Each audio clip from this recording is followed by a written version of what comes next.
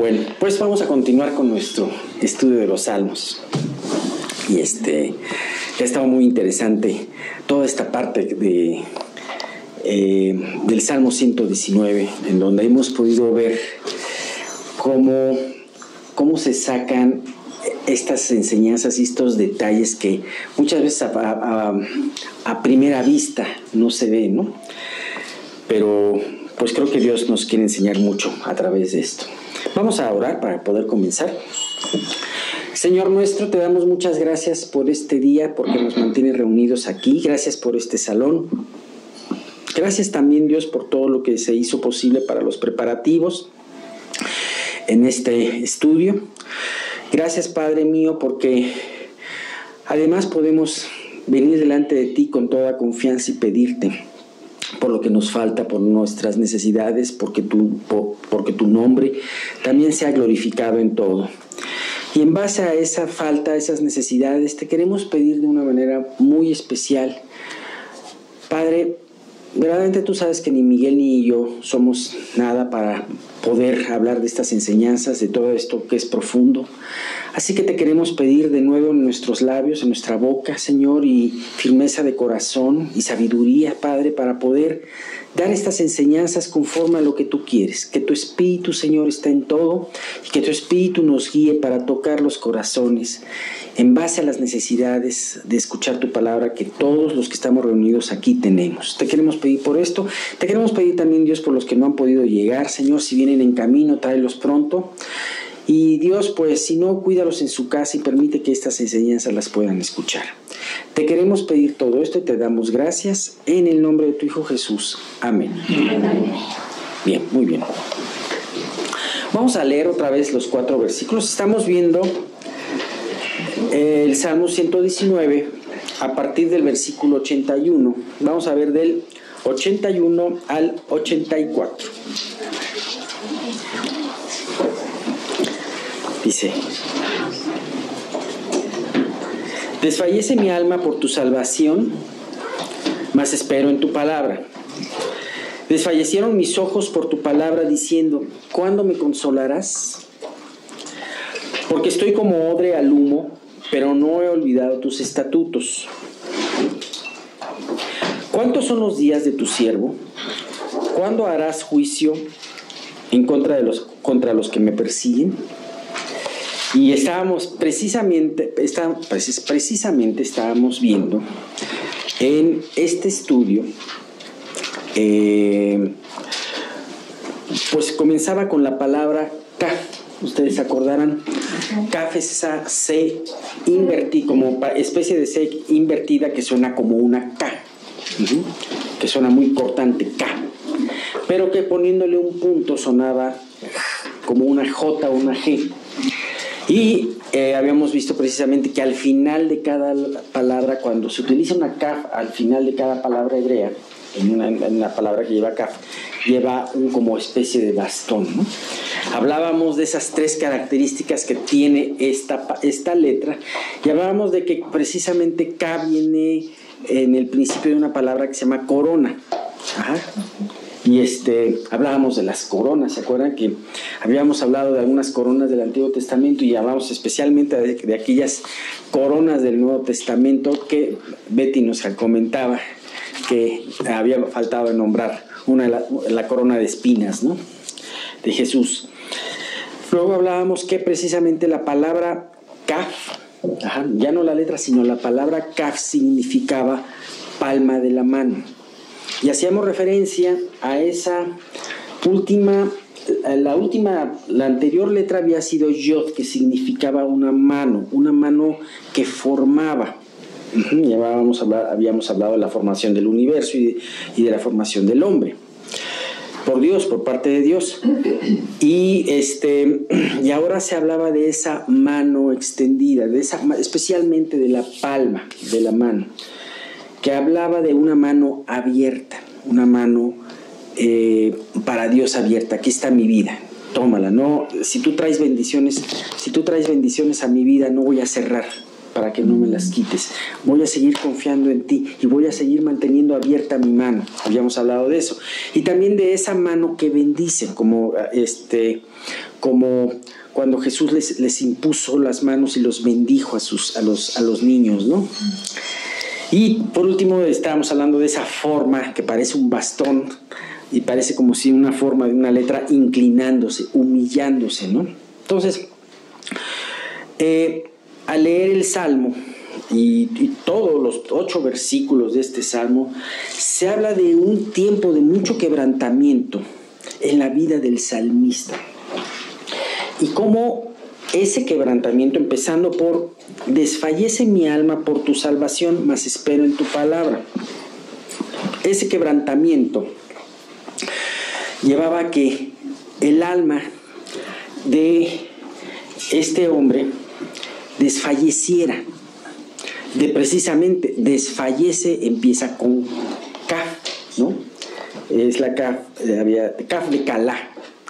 Se utiliza la palabra Calá, que quería decir desfallecer, desmayar, pero que también quería decir perecer, ¿no? Y en cierta manera, Dios quiere que perezcamos a nuestra vida en cada prueba, a nuestros planes. La mano abierta es una forma de morir, ¿no?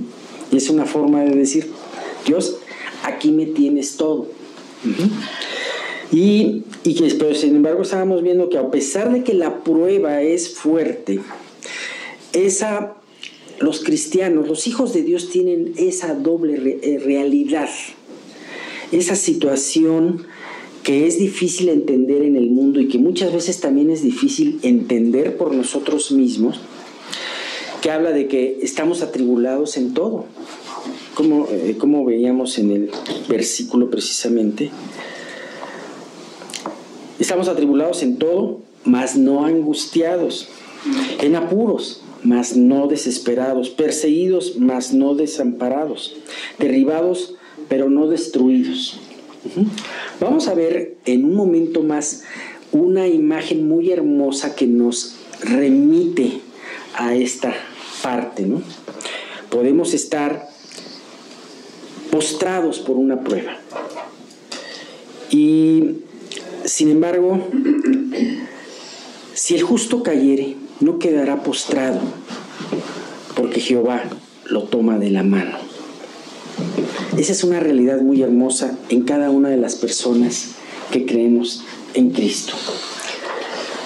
Finalmente, las pruebas y las calamidades pueden suceder tanto a hijos de Dios como a incrédulos. Sin embargo, los hijos de Dios tenemos un lugar, un refugio a donde acudir, un Dios que nos sostiene de nuestra mano, a pesar de que las pruebas nos puedan venir de una manera fuerte, muy dura, ¿no? Y habíamos visto que precisamente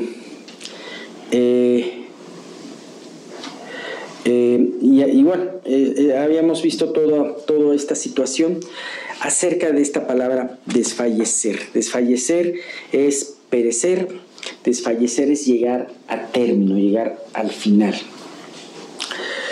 Y es precisamente en el momento en que nosotros no echamos mano de otro recurso, cuando muchas veces es cuando Dios trae la respuesta. Cuando los israelitas estaban cercados por el ejército de Faraón y el Mar Rojo, no tenían otro recurso sino ver el poder de Dios. Moisés le dijo: no se angustien, esperen por lo que Dios va a hacer. Él tuvo la actitud de fe adecuada. Nosotros podemos decidir tener esa actitud de fe. Vamos a tranquilizarnos, vamos a esperar en la salvación de Dios cuando no tenemos más recursos. El pueblo empezó a quejarse. Fue su primera queja después del desierto. Con todo y eso hubo una gran misericordia de Moisés y desde luego una gran misericordia de Dios, y los sacó adelante. Al no haber recursos que ellos no podían escapar a otro lado, estaban a punto, podían ser destruidos, ahogados por el mar o destruidos por el ejército de Faraón. Sin embargo, Dios hizo lo que nunca se había visto: abrir el Mar Rojo para que ellos pasaran por seco, y ese mismo rescate, ese mismo milagro que resultó en rescate para el pueblo de Dios, resultó en la condenación para los enemigos del pueblo de Dios. Es maravilloso cómo Dios da este testimonio. Y además podemos ver 40 años después cómo los pueblos cananitas estaban temblorosos porque sabían de todos estos hechos que Dios había realizado a favor de su pueblo. Rahab, la persona que rescataron los israelitas en Jericó, estaban diciendo: sabemos lo que Dios ha hecho, cómo Dios abrió el Mar Rojo. Entonces, esto nos enseña varias cosas. En la prueba podemos tener dos actitudes. Podemos decir, lo más fácil es quejarnos en contra de Dios. Pero sin embargo Dios nos llama a, como Moisés, esperar en Él y ver la salvación que Dios trae. Y como resultado de la prueba, Dios hubiera podido llevárselos por otro lado. De hecho, la Biblia nos habla de que Dios podía llevarse a los israelitas por otro lado, pero dijo Dios: no va a estar más dura la prueba. Voy a pasarlos por tierra de filisteos y ellos no están listos para la pelea. Había como cuando pones en el Google varias opciones de ruta, ¿no? Dios vio la otra ruta y dice: no. Eso nos muestra que Dios no traerá una tentación más fuerte de lo que podamos nosotros aguantar. Las pruebas que Dios trae es a nuestra medida, es lo que podemos hacer. Y una prueba tan impresionante como lo que pasó en el Mar Rojo era también para dar testimonio del Dios de Israel. Así que esas son las situaciones. La prueba hace que desfallezca nuestra alma, que esté hasta el final, que esté hasta el borde. Pero es en ese momento cuando podemos realmente clamar para poder ver la gran respuesta de Dios. Ahora, hay otra cosa que dice. En el siguiente versículo también se utiliza la palabra calá, de desfallecer. Desfallecieron mis ojos por tu palabra, diciendo: ¿cuándo me consolarás? Y también esto nos habla de una gran realidad en nuestras pruebas. En una prueba debemos de sentir un anhelo por ser consolados. Cuando recibimos una mala noticia, cuando recibimos una amenaza de alguna situación que nos puede suceder, muchas veces veo que en el chat las personas dicen: por favor, oren por mí, por esta situación. Deseamos ser rescatados, anhelamos ser consolados, y no rescatados, consolados. Y nada mejor que en la palabra poder hallar nuestro consuelo. Desfallecieron mis ojos por tu palabra, diciendo: ¿cuándo me consolarás? Déjame decirte una cosa. La palabra de Dios no es que me siento muy triste y de repente, ya me consolé con esto. No es así de fácil. Bueno, digo, sí es fácil, pero no es así de fácil. Pues. No es mágico. No es mágico, no es algo mágico, no es algo místico. Y muchas veces la prueba puede traer un gran dolor o una gran emergencia. Cuando son las pruebas de que te sucede algo así de ipso facto y de repente no sabes qué hacer, muchas veces sucede esto de que en un principio no encuentras ese consuelo con la palabra, porque estás muy afligido. La aflicción te puede llevar a tener muchos pensamientos, y la aflicción trae consigo muchos pensamientos, y nos encanta elucubrar sobre lo que va a pasar en el futuro. ¿Y qué pasa si esto, si lo otro, si lo demás? Y entonces, si eso lo hacemos muchas veces normalmente, cuando recibimos nosotros una mala noticia o viene una situación de peligro, una prueba, nuestros pensamientos empiezan a girar. pueden girar.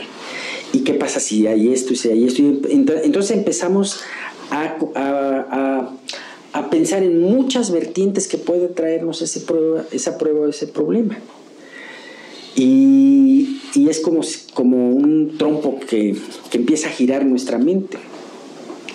A veces por eso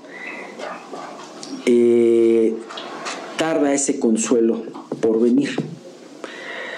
También ese consuelo puede tardar por venir porque la prueba te agarró con los dedos en la puerta. La prueba te agarró frío. Te agarró en una actitud en donde estás viviendo mal. Y entonces no estás teniendo y no te estás dando cuenta, porque el pecado ciega, no te estás dando cuenta de que estás frío, de que te estás teniendo una relación superficial con Dios. Entonces, ¿qué es lo que pasa con esto? Es importante, número uno, no dejar que tus pensamientos te lleven. Y creo que Dios, a través de su Espíritu, te puede decir, hey, tranquilo, mejor ponte a meditar en lo que tienes que meditar. Mejor empieza a leer y empieza a meditar hasta que la palabra surca efecto. ¿No les ha pasado que a veces en una prueba de repente Dios los consuela y tienen un versículo que yo le llamo el versículo insignia? ¿Qué versículo te enseñó? ¿Qué prueba? Esta prueba la distingo por este versículo, porque ante esta prueba Dios me dio una promesa. Así que es como una especie de versículo bandera, versículo insignia. Yo me acuerdo, les voy a contar algo un poquito íntimo, pero yo me acuerdo que una vez tuvimos una prueba de salud ahí en casa. Y yo estaba, y me empezó a angustiar, y el doctor nos dijo, si no se recupera la persona, vamos a tenerla que llevar al doctor. Y yo traía, pues no estaba mi cuenta muy abultada, ¿verdad? Entonces, y entonces empezó a haber una vocecita, de esas vocecitas que te dicen, ya no molestes más al maestro, tu hija ha muerto, ya no molestes más al maestro. Esa vocecita que dice qué has hecho en tu vida, dime qué patrimonio tienes, cómo puedes sacar, eres un mal padre, eres un mal esposo. No, me empezó a ver así un ataque impresionante y de repente me agarro del Salmo 34. Y en el Salmo 34 hay un versículo que dice, este pobre clamó y le oyó Jehová y lo libró de todas sus aflicciones. Sí, ok, soy pobre, sí. Pero este pobre lo oyó Jehová y lo libró. Este pobre clamó y lo oyó Jehová y lo libró de todas sus aflicciones. Entonces una gran paz se hizo. Y entonces es impresionante. A veces la prueba llega y empiezas a dar esas vueltas como trompo chillador. Cuando de repente dices, espérate, está la palabra de Dios. Dice, me impresiona porque esta parte dice, desfallecieron mis ojos por tu palabra. En una prueba lo que más necesitamos es la consolación de la palabra. Muchas veces buscamos consuelo a través de otras personas, y está bien, a través de otro hermano en Cristo, a través de un pastor, y está bien, no lo dejes de hacer. Pero no siempre va a estar eso disponible para ti. Así que tu principal fuente de consuelo es la palabra. Y si en un principio no procura esto un consuelo para ti porque esté tu mente girando o porque estés frío, insiste, sigue tocando hasta que venga aquel versículo que toque tu corazón, aquel versículo insignia. Esfuérzate, llénate de ella hasta que regrese tu paz y la esperanza. Déjame decirte que en la mayoría de las ocasiones tu paz y la esperanza, o como debe de ser, tu paz y la esperanza regresan antes de que se resuelva el problema. Aún en medio de la tribulación puedes tener esta situación. ¿Cuál es el peligro de aquí? Cuando en una prueba vienen estos pensamientos y te dejas llevar por ellos, y entonces viene el desaliento que te lleva a alejarte de Dios. Y entonces te alejas de la palabra, te alejas de Dios. Y entonces, ¿qué recurso vas a tener para vivificarte? Y en ese estado, aunque puedas tener el mejor de los consejos, aunque pueda venir Moisés y junto con Elías y te aconsejen, no te va a servir de nada. Por eso es importante, y hazte esta pregunta: cuando estoy en una prueba y en general mis ojos desfallecen por tu palabra, creo que es muy importante eso. Bien, vamos a ver el siguiente. Es una parte muy padre.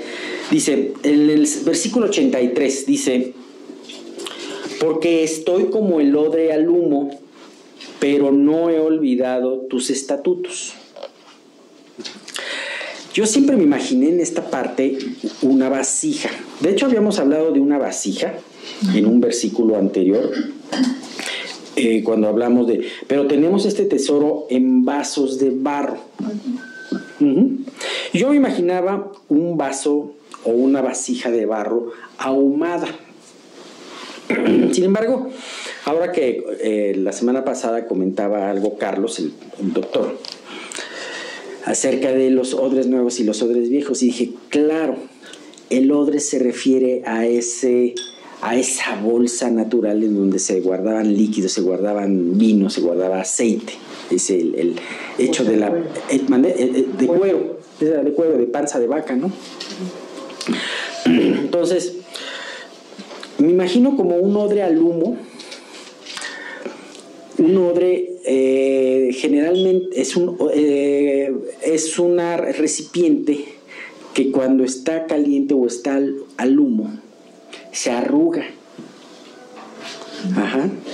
Cambia su apariencia de ser una piel que se puede ver fresca a una piel arrugada, desaliñada y aún hasta negra de humo, ¿no?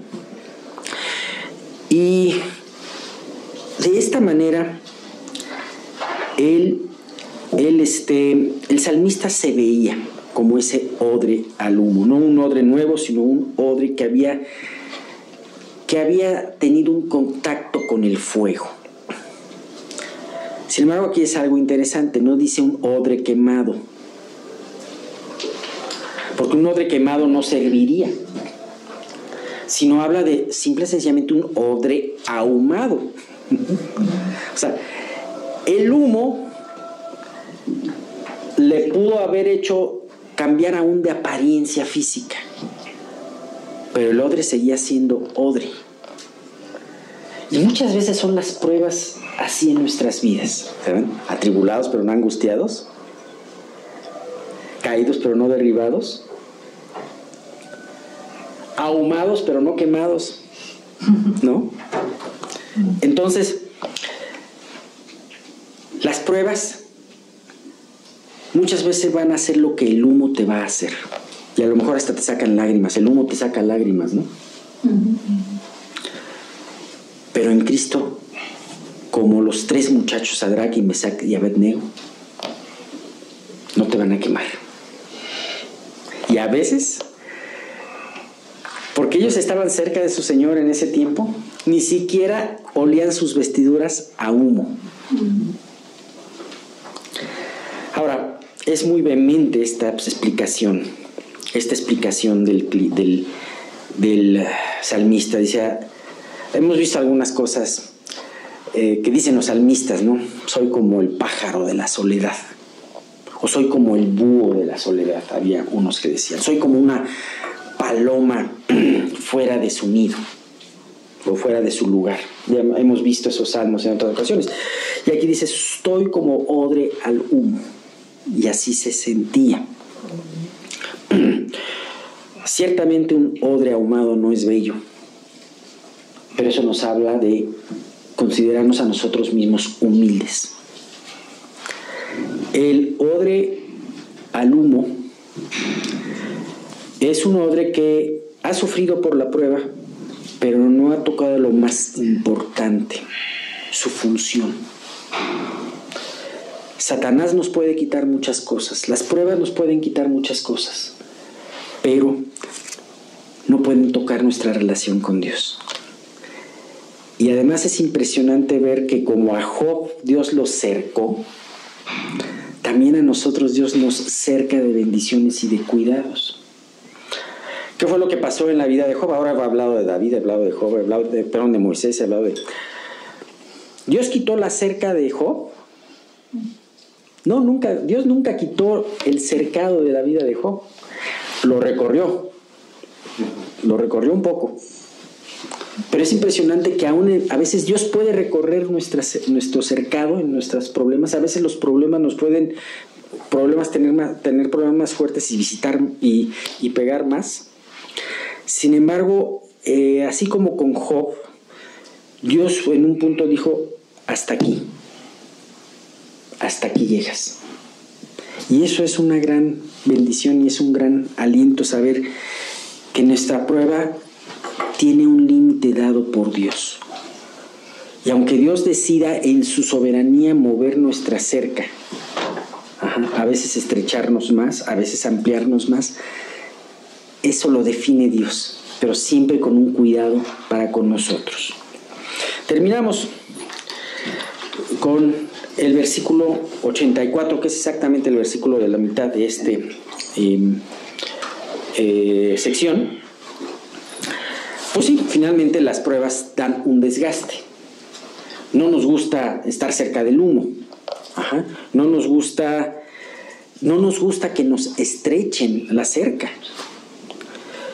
Pero dice aquí, ¿cuántos son los días de tu siervo? ¿Cuándo harás juicio contra los que me persiguen?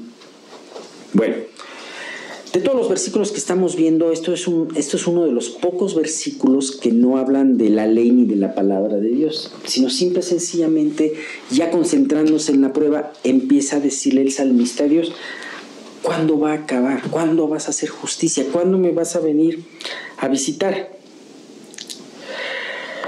Aquí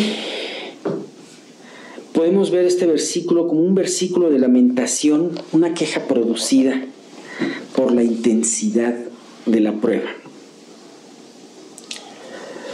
¿Sabes? A mí me impresiona porque dice, ¿cuántos son los días de tu siervo? Aquí puede parecer dos cosas. Una, ¿cuánto va a durar mi vida? O ¿cuánto va a durar esta situación que tú estás permitiendo? ¿Cuándo va a durar mi prueba? Cualquiera de las dos cosas, de todas formas, hay una esperanza escondida en todo esto, porque a pesar de que la prueba pueda ser fuerte, y a pesar de que esa situación en algún momento te pueda conducir a tu fin, a tu muerte, de todas formas es temporal. Y entonces hay esperanza de que algún día eso se va a terminar y va a haber descanso, va a haber gozo, va a haber paz. Esa tribulación es temporal y algún día tendrá final. Pero además hay una situación aquí. El salmista hace este paréntesis no hablando de la palabra, sino diciendo, ¿cuántos son los días de tu siervo? Pero también, ¿cuándo harás juicio contra los que me persiguen? Aquí hace una imprecación. Hay muchos salmos que a veces nos cuestan trabajo de leer porque son salmos imprecatorios. Salmos y algunas otras porciones, especialmente en el Antiguo Testamento.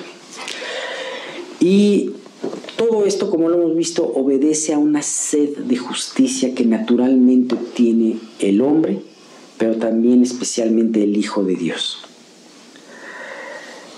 Algún día va a venir la justicia, algún día va a venir la venganza. Claramente la palabra nos dice de no tomar justicia ni venganza en nuestras propias manos, pero que esperemos por Dios. Y podemos decir y terminar esta parte con unas palabras que dijo el profeta Habacuc. El profeta Habacuc también se enfrentó ante la injusticia. Y también le dijo Dios, o sea, primero le dijo, hay mucha injusticia en Judá, en Jerusalén. ¿Cuándo vas a poner fin a esto, Dios? Y entonces Dios le dijo, no te preocupes, voy a traer a los babilónicos y ellos van a terminar con esto. Y entonces, sí. Pero ¿cómo está esto que un Dios justo vaya a utilizar a un pueblo más pecador para juzgar a tu pueblo, ¿no? Y entonces Dios le da toda una respuesta en donde queda muy conforme a Habacuc y lo alaba. Sin embargo, antes de que Dios trajera esta respuesta, podemos ver que Habacuc dijo algo muy importante. En el capítulo 2, versículo 2, dice, sobre mi guarda estaré. Hay unas versiones, creo que dicen, sobre mi atalaya estaré. Y sobre la fortaleza afirmaré el pie. Y velaré para ver lo que se me dirá y qué he de responder tocante a mi queja. Tocante a mi queja. El profeta se quejó. Él tenía un cargo por su nación y tenía un cargo por la maldad que estaba sucediendo ahí. Sin embargo, su queja o su lamento no fue para apartarse de Dios y diciendo, Dios es injusto y ya me voy. Sino su queja y su lamento, él tuvo la actitud correcta y dijo, sin embargo voy a esperar por la respuesta de mi Dios. Porque yo sé que mi Dios es justo, es misericordioso y da gracia. Así que, ¿cómo esperamos nosotros las pruebas o cómo reaccionamos ante las cosas que están sucediendo con el mundo? Debemos de reaccionar con eso que nos hace estar de pie, aunque estemos atribulados, con la esperanza de que Dios cumplirá su promesa. Bueno, continuemos.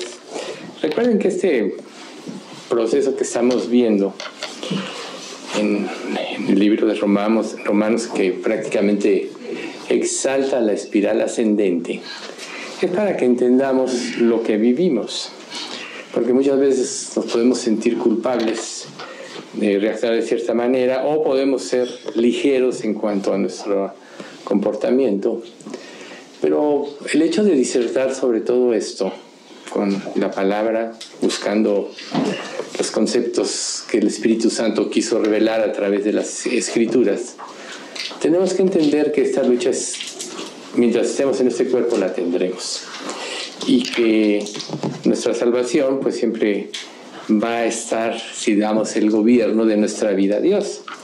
Es muy fácil decirlo, pero es muy realmente difícil hacerlo, por eso es importante tener conciencia. Dicho esto, vamos a continuar, vamos a leer Romanos 6:14, que dice de la siguiente manera: pues el pecado no se enseñoreará de vosotros, pues no estáis bajo la ley, sino la gracia. Y nosotros tenemos que recordar, y esta última mención que hizo Alex de la ley de la gracia y de la misericordia de Dios, pues es muy adecuado, porque nosotros sabemos que en nuestra carne somos débiles, y como nuestra naturaleza humana quiere tener el control sobre la naturaleza divina, que es la naturaleza de Cristo, que nos dio, reitero, en el momento de la salvación, a veces estas luchas pues sí son a muerte. El pecado nos da una satisfacción temporal, pero equivocada, nos da falsos conceptos de felicidad. Por eso nos seduce y nos cautiva. Y el acudir a la guía de Dios, a ser gobernados por Dios, siempre va a implicar la negación a ti mismo. Entonces es más fácil estar aparentemente deleitados por el pecado que sufrir por someternos a Dios. Podríamos decirlo de esta manera, pero yo creo que es de esta manera. Entonces, el pecado siempre va a tratar de tener el control de nuestra vida. Pero aquí ese pasaje nos dice, el pecado no se enseñoreará. Aquí todo es de fe, recuerden, mas el justo por su fe vivirá. La fe fue necesaria para la salvación y la fe siempre va a estar presente en nuestra vida y va a ser necesaria para caminar por esta vida hasta que el Señor nos llame a su presencia. Pero en la fe nunca vamos a ver el cumplimiento de la promesa en el momento, sino que tenemos que acudir a Él para que Dios responda y nos dé ese cumplimiento. Por eso es que Pablo dice que el control de nuestro cuerpo tenemos que dárselo a Dios, que ya tenemos los elementos. Todos conocemos la armadura divina que está en Efesios 6, quizá un día la repasemos brevemente, pero el hecho es que Dios nos dio todos los atributos. Solo haciendo una ligera mención, Pablo estaba encarcelado en Roma y siempre tenía un guardia de custodio, y eso le permitió examinar muy bien toda la vestimenta del guardia. Recuerden que el ejército romano en aquel tiempo era el más poderoso del mundo. De hecho, la espada que tenían, la macaira, que era una espada cortita, fue un éxito en las batallas porque era maniobrable en todas las formas, ¿no? La rompalla era grandota y no me acuerdo cuál era la otra. Eran 3 espadas que se usaban generalmente. Pero así Dios a nosotros nos equipa espiritualmente y a través de su palabra nos da la agilidad de movernos en las circunstancias de la vida. Por eso es que el pecado no debe de reinar en nuestro corazón, porque si, como dice un pasaje, si vivís conforme a la carne en Gálatas, moriréis, pero si por el Espíritu hacéis morir las obras de la carne, viviréis. Entonces ahí está el dominio de nuestra naturaleza humana o el dominio del Espíritu Santo en nuestra vida. Ahí está. Pero ese mismo pasaje dice, no estáis bajo la ley, sino bajo la gracia. Todos en la ley sabemos que estamos muertos, todos sabemos que la ley nos condena y no nos deja escapatoria. Pero gracias a Dios que Cristo vino, murió, tomó nuestro lugar en la cruz y ahora Él nos dio una moralidad. Por eso es que como creyentes, si realmente somos creyentes, no nos hace felices el pecado. Al contrario, nos causa una convicción creciente que siempre nos va a llevar al arrepentimiento. No nos va a hacer felices. Entonces, hablando un poco de la ley, Romanos 3:31 dice: luego por la fe invalidamos la ley en ninguna manera, sino que confirmamos la ley. Recuerden que el cumplimiento de la ley es el amor. Y Dios quiere que lo que hagamos lo hagamos por amor. Cuando tú, por ejemplo, sirves a Cristo y no hay ese amor al servicio a Él, de nada te sirve. ¿Por qué? Porque lo que hagas, hazlo como para Dios y no para los hombres. No va a tener ningún resultado en tu vida. Igual cuando tú ofrendas o cuando haces cualquier obra, si tú no lo haces por amor a Cristo, de nada te vale. ¿Por qué? Porque todas vuestras cosas sean hechas con amor. Y el cumplimiento de la ley es el amor a Dios. Y por eso Jesús en Mateo, en el Sermón del Monte, dijo: no penséis que he venido a abrogar la ley o los profetas.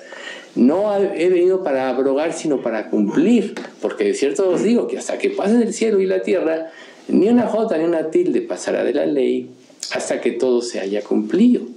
De manera que cualquiera que quebrante estos mandamientos muy pequeños, y así enseña a los hombres, muy pequeño será llamado en el reino de los cielos. Mas cualquiera que los haga y los enseñe, este será llamado grande en el reino de los cielos. ¿Ven ustedes? Este está en Mateo 7, del 17 al 19.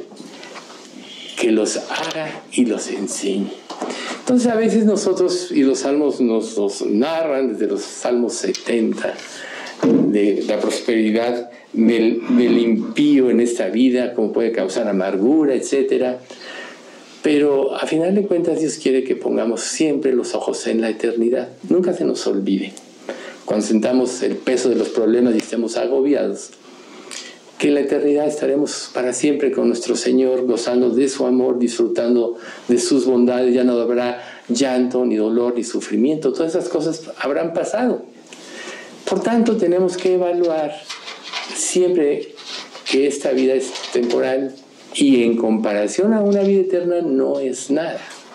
Ya muchas veces hemos hecho el cuestionamiento de que si te dijeran: oye, prefieres estar para siempre en la presencia de Dios, pero en esta vida vas a sufrir, te va a ir como en feria, etcétera, pero eternamente vas a estar con Dios. O goza de esta vida todo lo que quieras, pero eternamente vas a estar separado de Dios en un lugar de tormento donde hay vacío, angustia, incertidumbre, todo lo que va a pasar en el infierno, inseguridad, todo eso. No nomás va a ser que te estés quemando. Todas esas cosas de las que este mundo trata de huir muchas veces, ahí van a estar presentes eternamente. Yo creo que con los ojos cerrados todos diríamos, prefiero sufrir en este mundo, ¿verdad? Y si sufrimos entonces en este mundo porque estamos en la lucha contra el pecado, y no solo el nuestro, sino también el de los demás, ¿por qué nos angustiamos tanto? Es temporal. La vida se pasa rápido. Cuando menos lo pensamos, como hemos visto aquí, muchos de los que estaban aquí ya no están. Ya están con el Señor, gracias a Dios. Pero terminaron su proceso, pero nosotros seguimos aquí. Entonces nosotros tenemos que saber. La ley es el parámetro que Dios nos dio para vivir por el camino de la seguridad y de acuerdo a su voluntad, ¿sí? Pero nadie la puede cumplir a la perfección. Los judíos, por más que religiosos que se volvieran y le añadieran a la ley normas, principios y muchas cosas, de nada les sirvió. Fracasaron. Por eso Romanos 7:12 dice, de manera que la ley a la verdad es santa y el mandamiento santo, justo y bueno. O sea, nunca debemos menospreciar la ley. Y luego en 1 Timoteo 1:8 dice, pues sabemos que la ley es buena si uno la usa legítimamente. Por eso los grandes hombres de Dios, por ejemplo, como Daniel, cumplía todo lo que era, ¿no? Y Daniel pudo ver a través de la ley la gracia de Dios. Pablo no la vio hasta que Dios se reveló a su vida. Pero en su corazón estaba el ser celoso de la ley, cumplirla, ¿no? Y Dios en su momento se reveló a él. Como se va a revelar en todo aquel que realmente esté consciente del mal que hay en él. Recuerden ustedes, si somos honestos con nosotros mismos, sabremos que el mal está en nosotros, ¿sí? Por eso en Gálatas 3:10 dice, porque todos los que dependen de las obras de la ley están bajo maldición, pues escrito está, maldito todo aquel que no permaneciere en todas las cosas escritas en el libro de la ley para hacerlas, ¿no? Entonces, como nadie la puede cumplir, está bajo maldición. Y eso obviamente nos lleva a la gracia, ¿sí? Pero nadie puede cumplir el parámetro moral de Dios. Lo vamos a ver más a fondo en el capítulo 7 de Romanos, el que viene. Pero nunca se nos olvide lo que dice Romanos 10:4. Porque el fin de la ley es Cristo, para justicia a todo aquel que cree. El objetivo de la ley era mostrarle al hombre su pecaminosidad, su imposibilidad de cumplirla, porque nació con una naturaleza rebelde, heredada de Adán. Por eso en el Salmo 51 David dice, en maldad he sido formado y en pecado me concibió mi madre. Todos heredamos esa naturaleza. Pero todo esto Dios lo puso para que fuéramos a Cristo. Ahora, si nosotros venimos a Cristo, nosotros ya no estamos bajo la ley, sino bajo la gracia. Pero en la gracia es donde nosotros podemos cumplir la ley si amamos a Dios y queremos hacer su voluntad. Dice en Romanos 10, en Romanos 3, 19 y 20, porque sabemos que todo lo que la ley dice, lo dice a los que están bajo la ley para que toda boca se cierre y todo el mundo quede bajo el juicio de Dios, ya que por las obras de la ley ningún ser humano será justificado delante de él, porque por medio de la ley es el conocimiento del pecado. Y a veces nosotros caemos en esta trampa de que queremos ser muy estrictos en lo que somos, y eso nos lleva muchas veces a juzgar a otros, cuando en realidad siempre primero tenemos que vernos a nosotros mismos para apelar a la misericordia de Dios, y cuando apelamos a la misericordia de Dios, entonces somos misericordiosos con los demás. Eso es algo que debe prevalecer en nuestro pensamiento, porque si no, entonces vamos a ser jueces que nos condenarán. ¿Por qué? porque en Romanos capítulo 2 dice que ¿quién eres tú que juzgas a otro? Porque en lo que juzgas te condenas a ti mismo. Pues tú que juzgas haces lo mismo. Ahora, al vivir bajo la gracia divina, Dios mismo nos capacita. Eso es algo muy importante. O sea, Dios no nada más nos da la salvación, paga por todos los pecados de nuestra existencia, sino que además nos capacita para que podamos cumplir su voluntad. Para eso nos dio el Espíritu Santo. Por eso es muy claro que si alguno no tiene el Espíritu de Cristo, no es de Él, como dice Romanos 8:9. ¿Sí?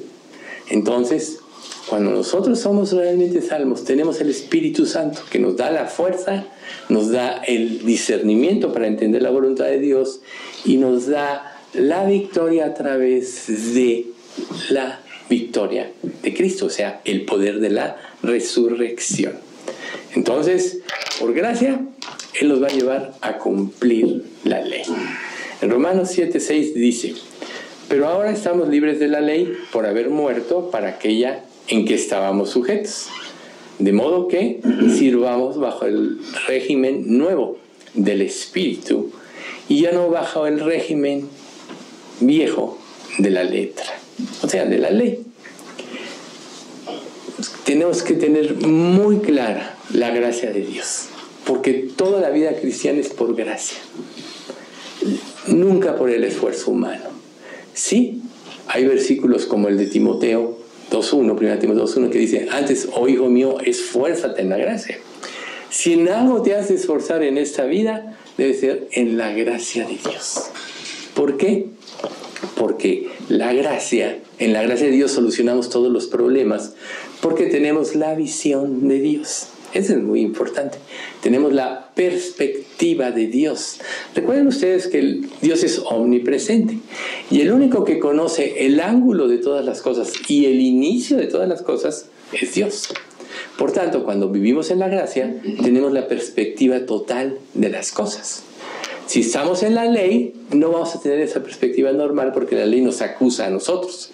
Y si Dios me acusa, entonces ya no tengo derecho de, ¿no? Si yo peco en la ley, entonces no tengo derecho a porque pequé, ¿no? Recuerden, la ira de Jehová soportaré porque pequé contra él, hasta que juzgue mi causa y haga mi justicia, ¿sí? O sea, eso es lo que hace la ley, nos lleva a la ira. Pero ¿qué es lo que hace la gracia? Nos lleva a la misericordia. Romanos 8:3-4. Porque lo que era imposible para la ley, por cuanto era débil por la carne, Dios, enviando a su Hijo en semejanza de carne, de pecado, y a causa del pecado condenó al pecado en la carne, para que la justicia de la ley no se cumpliese en nosotros, que no andamos conforme a la carne. Pero no se cumpliese, se cumpliese en nosotros, que no andamos conforme a la carne, sino conforme al Espíritu. ¿Ven ustedes? Ahí es donde nosotros tenemos que concentrarnos, en vivir en la fuerza y el poder de Dios. Y esto no es difícil, porque eso solo se da cuando dependemos totalmente de Él. Si dependemos de nosotros mismos, ya quedó explicado en la fracción que dio Alex de Salmo, pues solo vamos a cometer errores y vamos a enfrentar angustias.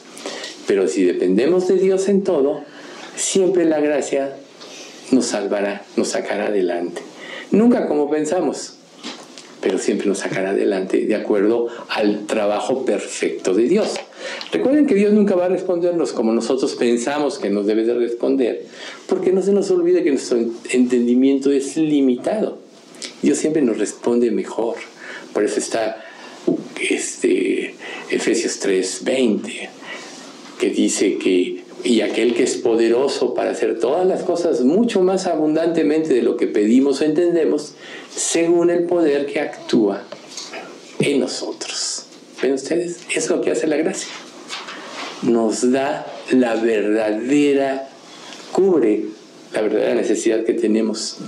Nos contesta de acuerdo a lo que nos va a ayudar a crecer en la fe, a crecer en la obediencia. Entonces aquí es donde entra la lucha. Crecer en la fe y crecer en la obediencia me lleva a negarme a mí mismo. Y entonces sufro porque no tengo lo que quiero. Pero si lo que quieres, porque tu mente todavía tiene rezagos de tu vida de pecado, es el pecado, entonces sufres. Pero si caes en esta trampa, sufres porque nadie puede disfrutar del pecado, porque el pecado produce mala conciencia. Y la mala conciencia te dice, tú no mereces esto porque pecaste. ¿Ven ustedes?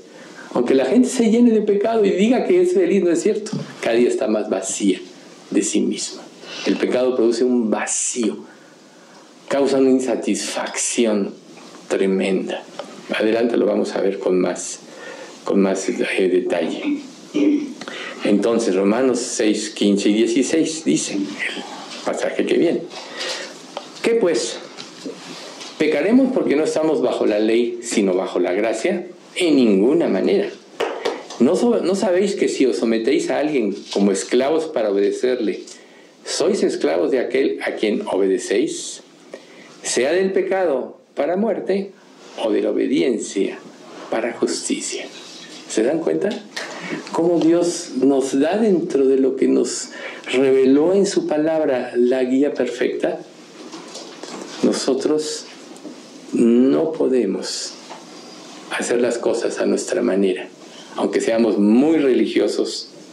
El día que Dios venga por su iglesia en el rapto, ustedes no van a creer, pero la mayoría de los que se dicen cristianos se van a quedar. Muchos tienen su esperanza puesta en el rapto, pero se van a quedar. Ahí está la parábola de las dos vírgenes. Las que se proveyeron de aceite son las verdaderamente salvas, de aceite extra, que representa al Espíritu Santo. Las que no, son las que fueron iluminadas, gozaron de la palabra, de los deleites de la palabra misma por un tiempo, pero después recayeron. Un pastor usa Hebreos 6 para decir que la salvación se pierde y no es cierto. Está muy errado. Porque Hebreos 6 te habla de ese tipo de personas que fueron iluminados, que participaron del Espíritu Santo, ¿sí? Porque el Espíritu Santo nos convence de pecado, de justicia y de juicio. Pero después recayeron, ya no hay más sacrificio por los pecados. ¿Ven ustedes? Después lean los primeros pasajes de Hebreos 6. Ya no hay más sacrificio por los pecados. Quiere decir que recibieron toda la luz para ser salvos y rechazaron. Se van a quedar. Recuerden, amplia y espaciosa es la puerta que lleva a la perdición, pero estrecha y angosta es la puerta que lleva a la vida, ¿no? O el camino que lleva a la vida. O sea, muchos son llamados, pocos escogidos. Y así como Israel al final de la tribulación, cuando Dios se revela y se salven, realmente solo se va a salvar la tercera parte de los judíos. No se van a salvar todos los judíos, porque no todos se van a doblegar ante Dios. Entonces podríamos decir que al amo que tú obedezcas es al que vas a servir. Y por eso es tan importante esta parte de la carne y el espíritu. Porque si tú obedeces al pecado, porque te trae cierta satisfacción, aunque te provoca después un vacío, entonces vas a perder la oportunidad de que la gracia se derrame sobre tu vida. Podríamos decir que sin Cristo todo el mundo está esclavizado al pecado. Y cuando el pecado es nuestro amo, entonces tenemos que obedecerlo. Estamos sujetos a su voluntad. ¿Ven ustedes qué grave es? Está sujeto a la voluntad del pecado. Pero cuando Cristo te libera, entonces estás sujeto a la esclavitud de Dios, que es el que te da la libertad sobre la esclavitud del pecado. Por eso soy esclavo de Cristo, dicen, ¿no? ¿Por qué? Porque vienes a Cristo para vida eterna, para ser liberado. Y eso es lo que dice ese pasaje que mencionamos seguido en este estudio, ¿no? Y conoceréis la verdad, y la verdad os hará libres. Así que si el Hijo libertare, seréis verdaderamente libres. pero el que hace pecado, esclavo está el pecado. Entonces, ¿a cuál de estos amos vas a querer servir? Nosotros no tendríamos ninguna opción de tener victoria, porque estamos esclavizados al pecado, si no fuera por Cristo. Pero gracias a Cristo, ahora somos libertos para vivir para Dios. Entonces, ¿a qué amo? Enfatizando, ¿a qué amo vas a servir? Recuerden, las palabras son muy bonitas. Te pueden mover en un momento determinado. Pero la realidad de las cosas es que tú te analices y digas, ¿a qué amo sirves? Y entonces viene el Romanos 6 del 17 al 19. Pero gracias a Dios, que aunque erais esclavos del pecado, habéis obedecido de corazón aquella forma de doctrina a la cual fuisteis entregados. ¿Cuál es esa forma de doctrina? El Evangelio. El Evangelio, ¿sí? Y libertados del pecado venisteis a ser siervos de la justicia. Hablo como humano por vuestra humana debilidad. Que así como para iniquidad presentáis vuestros miembros para servir a la inmundicia y a la iniquidad, así ahora para santificación presentad vuestros miembros para servir a la justicia. ¿Ven ustedes? O sea, aquella forma de doctrina. Forma, en griego, significa un molde. ¿Sí? Recuerden, todos los que hacen hierro y todo eso, tienen sus moldes, vacían y se da la forma. O sea, aquí lo que quiere decir es que tenemos la forma de pensar del diablo si no estamos en Cristo. Estás en ese molde y no te puedes salir de él. ¿Por qué? Tu mente está cautiva. Pero cuando venimos a Cristo, entonces Dios nos da el molde de Cristo. Aquel Dios hombre que se sometió a Dios en todas las cosas, a pesar de que iba a enfrentar la muerte, una muerte difícil físicamente, pero la peor muerte, la muerte espiritual de toda la humanidad, o sea, paga el pecado para él. Entonces, esta forma, son las dos formas que podemos ser, a qué molde perteneces. Tus respuestas, tus reacciones, todo eso va a evidenciar cuál es, ¿no? Y entonces, nosotros podemos ver que Pablo lo que quiere decir es que si ya nacimos de nuevo, ya tenemos una manera nueva de pensar que Dios nos dio, la mente de Cristo. Esforcémonos por pensar. También otra verdad, dijo Alex hace un momento. Tú necesitas tener en tu mente la palabra de Dios, lo dijo de otra forma. Tú necesitas tener en tu mente la palabra de Dios para que la palabra de Dios gobierne tus acciones. ¿A quién no le ha pasado que va a pasar algo y de repente se aparece el pasaje? ¿Sí? Vas a decir una mentira, todos tenemos esa tendencia. Y de repente, no, es mentira. Ese es el Espíritu Santo hablando dentro de ti. No, corriges. O si la dijiste, no, perdón, dije mal, no, perdón, no era lo que quise decir. Tenemos la palabra de Dios morando. Una de las cosas que a mí me impresionó en forma positiva, cuando Julio nos empezó a dar estudios, es que todos los conceptos que decía, yo claramente sabía que cumplía porque tenía la palabra aquí. Ah, sí, esto yo lo cumplo, pero también esto no lo cumplo. ¿Ven? Pero qué hermoso es cuando eres confrontado y tú sabes que estás viviendo conforme a Dios, conforme Dios dice. Pues te alientas, te sientes seguro, te da seguridad, o sea, te motiva a vivir más para Cristo. Pero cuando eres confrontado, entonces, pues siempre la opción es el arrepentimiento. Pero entonces entra ahí la lucha, ¿no? Yo tengo razón. Tu naturaleza humana dice, yo tengo razón. Aquí solo mis chicharrones truenan, para decirlo coloquialmente, ¿no? O sea, yo soy el que debe hacer las cosas. Y puedes tener varios pretextos. Decir, pues para eso Dios me dio la mente, ¿no? Para pensar. Pero en realidad, Dios no nos dio la mente para pensar.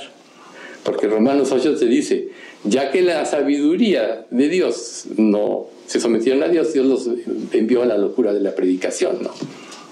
Bueno. Entonces, ahí está, creo que es Corintios. Entonces, ahí está. O sea, no es a través del razonamiento humano, sino a través de la gracia divina. Pero, Si es por gracia, entonces yo ya no tengo que ver. La gracia te lleva o nos ayuda a través de la palabra y las experiencias que vivimos a formar a Cristo en nosotros. Por eso en Romanos 12:2 dice: no os conforméis a este siglo, sino renovaos por medio de la renovación de vuestro entendimiento, para que comprobéis cuál sea la buena voluntad de Dios, agradable y perfecta. Renovaos en vuestro entendimiento. No te conformes, dicho de otra manera, a la manera de pensar de este mundo que la traes, sino renueva tu mente. ¿Conforme a qué? A la voluntad de Dios. ¿Y dónde está la voluntad de Dios? Revelada en su palabra. Por eso es tan importante la palabra. Y Tito 2:1, pero tú habla lo que está de acuerdo a la sana doctrina, o sea, más específico. Si algo tienes que decir, tienes que decirlo conforme a la sana doctrina. ¿Y cuál es la sana doctrina? Lo revelado en la palabra. A veces nosotros, o sea, Satanás trata, y nuestra naturaleza humana que se une con él, nuestra parte religiosa, trata de que nosotros razonemos las cosas de manera que sigamos conservando el control de lo que queremos hacer, no de lo que Dios dice que hagamos. Entonces a veces es muy difícil este brinco entre la carne y el espíritu. A veces es muy difícil. Por eso es que cuando Dios trae pruebas a nuestra vida, nos quita generalmente todos los lugares de los cuales nos podemos sostener para sostener la situación que vivimos, para que vayamos a la gracia. Podríamos decir, nos fuerza a vivir en la gracia de Dios. Nos fuerza. ¿Ven? Esa es la gracia. Y pondré dentro de vosotros mi espíritu, y yo haré que andéis en mis estatutos, y yo haré que guardéis mis preceptos, y yo haré que los pongáis por obra. ¿Ven? Ahí está. Dios te lo está diciendo. Por eso es que si alguno no tiene el Espíritu de Cristo, no es de él, porque ¿quién va a ser? Tu esfuerzo te va a dar el fracaso, porque ahorita acabamos de ver. Los que dependen de las obras de la ley están bajo maldición. Tu esfuerzo de nada te sirve. Que quieras mejorar tu vida, de nada te sirve. Que te esfuerces por ser mejor, de nada te sirve. Colosenses 3. Tales cosas tienen, la verdad, cierta reputación de piedad, de duro trato del cuerpo, pero no tienen valor alguno contra los apetitos de la carne. El esfuerzo humano, porque quiera ser bueno, no te libra de los apetitos de la carne. Solo Cristo. Por eso es que nuestro deseo debe ser buscar a Dios. Y si no lo tenemos, tenemos que pedírselo. Tiene que saturar la palabra de Dios. Por eso a veces es bueno, cuando tú lees la palabra, meditar en ella, en lo que leíste, o memorizar la Biblia, siempre tener la palabra en tu mente. Porque si tú sueltas tu mente, naturalmente se va hacia el lado del pecado. Necesita estar gobernada por la palabra. Entonces procuren siempre tener la palabra en la mente, memorizar un pasaje, repasar algún estudio, etc. Porque eso les va a ayudar mucho a mantener, a darle el control de su mente al espíritu. ¿Y qué va a surgir de todo eso? Lo que dice 1 Pedro 2:2, que muchos se saben de memoria. Desead como niños recién nacidos la leche espiritual, no adulterada por criterios humanos, etc., para que por ella crezcáis para salvación. Desead como niños recién nacidos. Entonces, diciendo este pasaje que ahorita acabamos de ver de Romanos, hablo como humana por vuestra humana debilidad. O sea, Pablo hace la analogía del amo y del siervo y nos hace ver la dificultad de comprender la verdad divina si no dejamos de ser en un sentido humanos, ¿no? De hecho, cuando tú te conviertes, dejas de pertenecer a este mundo, pasas a formar parte de la familia de Dios. Ya no eres ciudadano de este mundo, eres ciudadano del cielo. Si ustedes se fijan en el libro de Apocalipsis, seguido se menciona los que moran en la tierra y los que moran en el cielo. ¿Alguno tiene conciencia de que lo dice seguido en el Apocalipsis? Bueno, los que moran en el cielo no es que estén fuera de la tierra, están en la tierra, pero viven de acuerdo a los principios del cielo. Y los que moran en la tierra son los que viven, o van a vivir en ese entonces sobre todo, bajo los principios de la bestia. Entonces nosotros ya no somos de este mundo. Jesús nos compró con el precio de su sangre. La fuerza que nos mueve a cambiar es la gratitud a Dios. Y ahí vamos a 2 Corintios 5:14.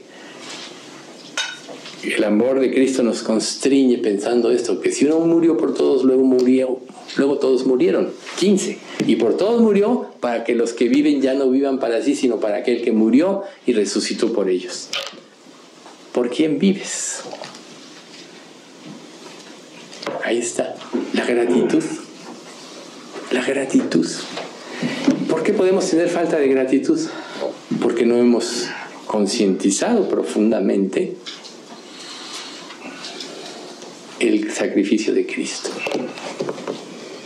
Por eso es bueno, dentro de nuestras lecturas, no dejar de leer los evangelios. Paul Washer hace mucho énfasis en no dejar de leer los evangelios, porque ahí los evangelios es la fuente, es la raíz de toda doctrina. Ahí, cuando yo me convertí, fue en Lucas, en un evangelio, leyendo ya el momento de la pasión de Cristo. Son los evangelios, porque los evangelios te van a hacer tener presente lo que Cristo hizo por ti en la cruz, para que tengas gratitud. Y recuerden, este mundo, quien tiene gratitud, no haya cómo pagar a un favor que le hicieron, no haya cómo pagar ese favor. ¿Tampoco no es cierto? ¿Cuándo te debo? No me debes nada. Oye, no, sí, dime algo. No me debes nada. A veces hasta nos es difícil aceptar que alguien nos haga un favor, ¿verdad? O, si tienes mala conciencia y te comprometiste a algo, vas con la persona que te debe, oye, ya te voy a pagar, ¿eh? Sí, no te preocupes, ya te voy a pagar, ¿eh? Y lo ves y hasta como no le puedes pagar, por decir algo, hasta te escondes para no, ¿verdad? Pero si aplicamos esto a nuestra relación con Cristo, ¿te estás escondiendo de Cristo? Ese es el punto, ¿no? Recuerden, si nosotros no somos ante la presencia de Dios, 2 Corintios 3:17, ¿quién fue el que preguntó la otra vez? Porque el Señor es el Espíritu y donde está el Espíritu del Señor ahí hay libertad. O sea, si no vamos a la presencia de Dios es porque de alguna manera hay mala conciencia. Pónganse a pensar. Cuando Dios revela, se manifiesta en el monte Sinaí, nadie suba. Bloqueen aquí, si aún un animal sube, tiene que morir, etc., ¿no? Pero cuando Dios empieza a hablar, tembló el pueblo. Y fueron y le dijeron a Moisés que ya no nos hable Dios porque sentimos que morimos. Entonces, cuando tú sientes ese rechazo o ese temor de ir a la presencia de Dios, es porque hay en ti pecado, porque hay mala conciencia. Y por eso le dicen, oye, mejor que te hable Dios a ti. O sea, tú enfréntate a Él y dinos lo que nos dijo, ¿no? ¿Y qué les dijo Moisés? Bueno, más adelantito. Profeta como yo, Dios les levantará. A Él huid. ¿Y ese profeta fue Jesús y lo escucharon? No, porque no querían conocer la verdad. El rechazo a Cristo es porque la verdad te pone al descubierto de tu vida y no quieres cambiar. Entonces, ¿cuál es tu reacción ante Dios? Entonces, recuerden que nuestros miembros, usando este mismo pasaje de Romanos, es precisamente donde funciona el pecado, en nuestra carne. Por eso tenemos que vivir espiritualmente. Si vivís, vuelvo a repetir este pasaje de Gálatas, ¿no? Si vivís conforme a la carne, moriréis. Mas si por el Espíritu hacéis morir las obras de la carne, viviréis. Aquí este pasaje nos da una clave muy importante. Es el Espíritu el que nos libera de la esclavitud de la carne por la gracia de Dios, de lo que Cristo hizo. Si no, vamos a servir a inmundicia y a iniquidad, ¿no? Para servir a la inmundicia y a la iniquidad. Ahí está. Sabemos que en este mundo, claro que hay personas más perversas, hay personas menos perversas, ¿no? Hay personas que se declaran ateas. Pero ¿saben ustedes cuál es el más difícil de convencer? El religioso. El que cree que todo lo sabe. El que cree que todo lo gobierna. Por eso es tan importante ser humildes. Porque si nosotros no dejamos que Dios gobierne nuestra vida, entonces vamos a fracasar. Y recuerden que Satanás, una de las cosas que va a hacer es tratar de desestabilizarnos, tergiversando la realidad de lo que Dios es. Acuérdense, si no, de la tentación del monte con Jesús, ¿no? O sea, le habló conforme al orgullo, conforme a sus necesidades físicas, etc. Y así nos habla Satanás. Con que Dios os ha dicho, ¿no? O como le dijo a Eva, ¿no? Con que Dios os ha dicho. O sea, Satanás trata de quitarnos la seguridad del amor de Dios. Trata de que desconfiemos del poder infinito de Dios. Trata de que tomemos nuestra vida en nuestras manos para que pequemos. Y cuando pecamos nos hace sentir culpables. O sea, la culpabilidad no te lleva a nada más que a autocastigarte en un momento determinado. Piénsalo. Y la gracia te libera de todo esto.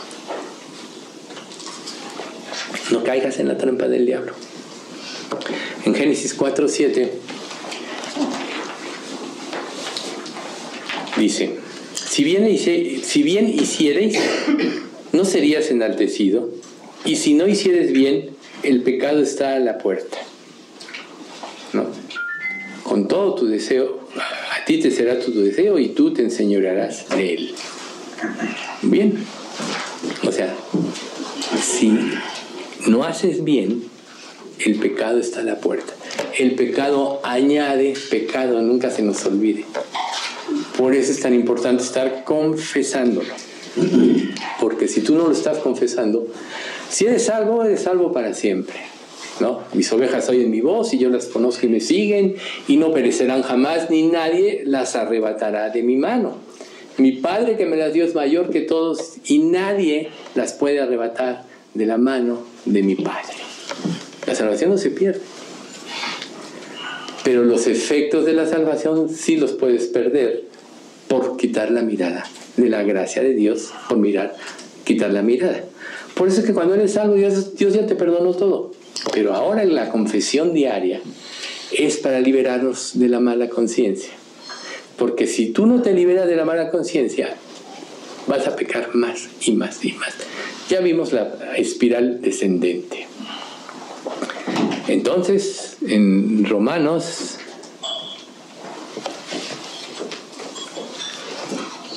6:20 al 22, porque cuando eras esclavos del pecado, eras libres acerca de la justicia. Pero ¿qué fruto tenías de aquellas cosas de las cuales ahora os avergonzáis? Porque el fin de ellas es muerte. Mas ahora que habéis sido liberados del pecado y hechos siervos de Dios, tenéis por vuestro fruto la santificación y como fin la vida eterna. Aquí hay una palabra clave. Primero, ya establecimos. Tenemos vida eterna si realmente venimos a Cristo. Pero la segunda parte, tenéis como fruto la santificación. Sin santidad nadie verá a Dios. La santificación es una evidencia de la salvación y es algo progresivo.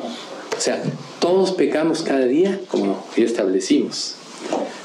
Pero un creyente que va avanzando en la gracia va dejando de pecar. Porque cada vez que peca y se arrepiente, su mente cambia. De la mente natural que se goza y se deleita con el pecado, a la mente de Cristo que se goza y se deleita de estar sumisos a Dios y de hacer la voluntad de Dios. ¿Ven ustedes? La santidad es algo progresivo. Por eso es que la santidad es el fruto. Si no hay santidad en tu vida, entonces ¿está Cristo morando? ¿Realmente el Espíritu Santo? Si no estás creciendo, la evidencia de la salvación es crecer en la gracia, en el conocimiento de Dios, crecer espiritualmente, crecer en la dependencia de Dios, es una evidencia.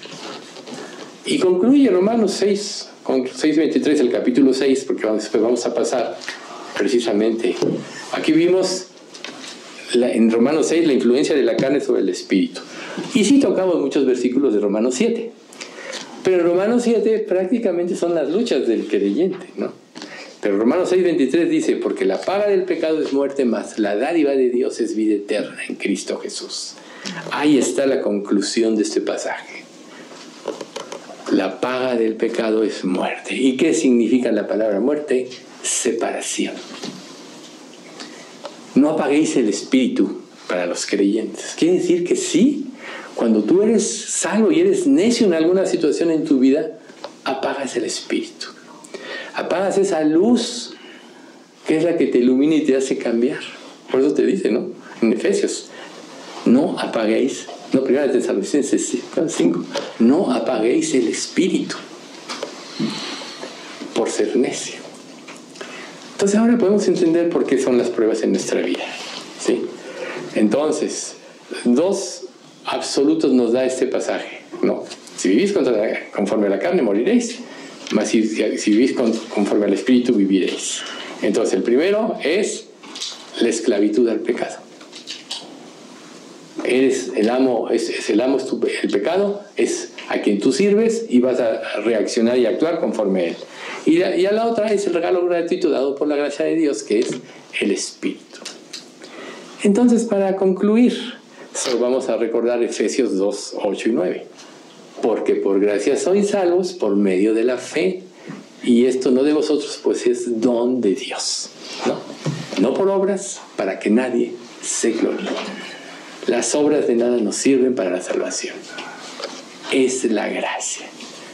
Y las obras sin gracia son obras muertas, que en el día del juicio no van a tener ninguna recompensa.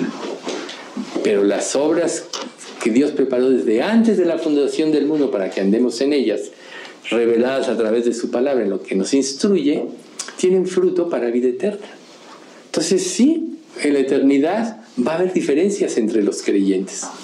Aunque todos vamos a estar muy agradecidos por ser salvos y estar en la presencia de Dios, pero va a haber diferencias de quien vivió más para Dios y quien vivió menos para Dios.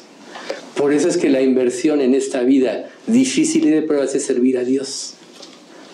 No os hagáis tesoros en la tierra, donde la polilla y el orín corrompen y donde ladrones minan y hurtan, sino haceos tesoros en los cielos, donde ni la polilla ni el orín corrompen y donde ladrones no minan ni hurtan, porque donde esté vuestro tesoro, allí estará también vuestro corazón.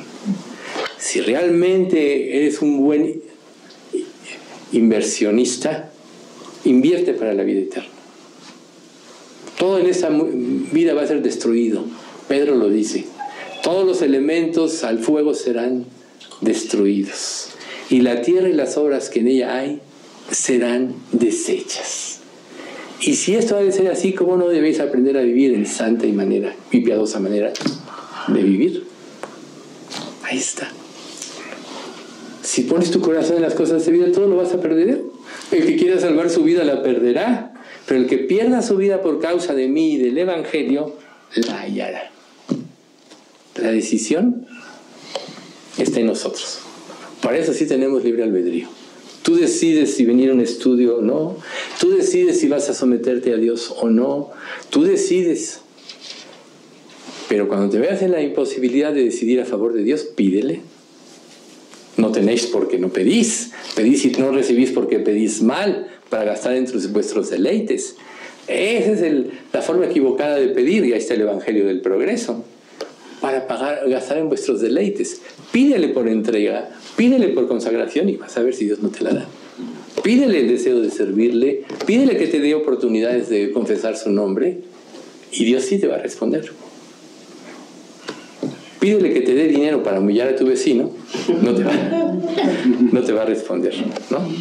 Vamos a dar gracias. Bueno, hablando de aniversarios, ayer ellos cumplieron 17 años de casados, Denise y Oscar.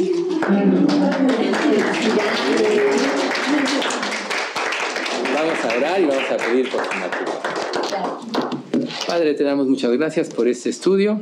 Gracias, Padre, por todas las enseñanzas que nos das a través de los salmos, a través de este estudio de la espiral ascendente, especial de Romanos 6. Y hoy que concluimos Romanos 6, Padre, pues queremos pedirte que tú, Señor, nos hayas dejado claro en nuestra mente y en nuestro corazón estas luchas que cada día enfrentamos sobre quién va a gobernar nuestra vida. Los rezagos de nuestro antiguo hombre, llamado la carne, o la influencia de tu espíritu, de acuerdo al nuevo ser. Padre, queremos pedirte que en lo personal y como iglesia nos des la victoria por medio de tu espíritu de todas las cosas, y pongas en nosotros el deseo de servirte en verdad y de todo corazón. Limpia todas las impurezas, todos los rasgos de egoísmo que puedan impedir, Señor, nuestra verdadera consagración. Y también te pedimos mucho por nuestra iglesia. Señor, tú puedes hacer mucho con pocos. Con 12 apóstoles evangelizaste el mundo. Nosotros no somos una iglesia grande, quizá porque predicamos la verdad y no todo el mundo está dispuesto a vivir conforme a ella. Pero manténnos a nosotros fieles a ti, Señor, sirviéndote de corazón, amándote a ti por sobre todas las cosas, amándonos unos a otros como hermanos en Cristo, que nos vamos a poder ver, que nos vamos a ver todo para siempre, por toda la eternidad. No permitas, Padre, que ninguna acción de la carne o raíz de amargura estorbe y contamine nuestra iglesia, sino más bien manténnos en pureza y santidad. Señor, suple todas las necesidades que tenemos, tanto materiales como espirituales, y sobre todo, Padre, de salud, que hemos visto que en los últimos tiempos ha aquejado a nuestra iglesia. Pues, Señor, ponemos todo en tus manos y no dejamos de pedirte, Padre, por que tú no dejes de bendecir el matrimonio de Denise y de Oscar, y que los lleves al cumplimiento de tu voluntad y que te glorifiquen con sus vidas, tanto en lo personal como pareja. Señor, todo esto te lo pedimos en nombre de Cristo Jesús. Amén.